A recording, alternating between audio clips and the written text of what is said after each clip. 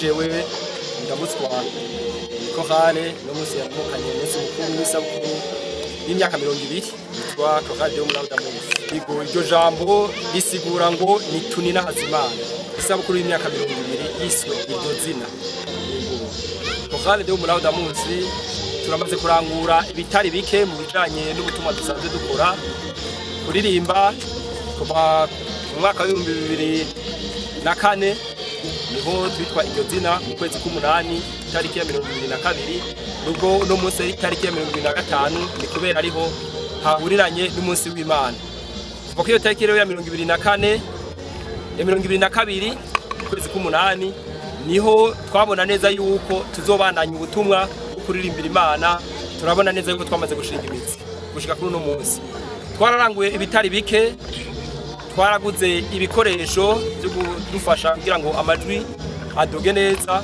Twaraguze inanga zibiri, turafite n'ibitari bibiri, twaraguze amabafre abiri, turagura mixeur, turagura n'ama microphone atatu n'ibindi byinshi. Kubijanye no kuririmba naho nyene no kuri intambwe no gukora intambwe nziza cyane. Uheruka twaragize amanagurana muri paroisse korale de muri Damus yabaye ya mbere. Turagira amanagurana muri vikariya korale de muri Damus yabaye ya mbere. Turagira n'amanagurana ku rwego rwa diocese naho twavuye turonka ikibanza kigira gatanu.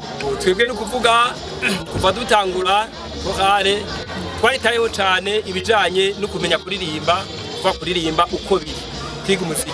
Turafise abazi umuziki wabashika nko ku 10 badufasha kunonosora neza ibijanye n'indirimbo bigatuma kibanza turonka ikibanza ciza cyane. Iyi korale si y'abakiri bato ariko korale yatanguye ari abanyeshure bari biga kuri seminare Mivo, hanyuma irabandanya abarimwo baratera intambwe barashinga izabo umva yuko bari bageze mu bigero, hanyuma hambavu yahonya harahavuye haraziramwo n'utwana two muri primaire tugatwakira gushika n'ubu rero biracameze. Kandi kajambo noshikiriza nakugukengurukira kino kimenyesha makuru cyashimye kuza kudufasha umunezero, tugakengurukira n'abakristo bose batuguma hafi cyo kimwe nabo baririmbira Imana bandi dusanzwe dusangiye ubutumwa, tubandanya tunze ubumwe tugire Kristo.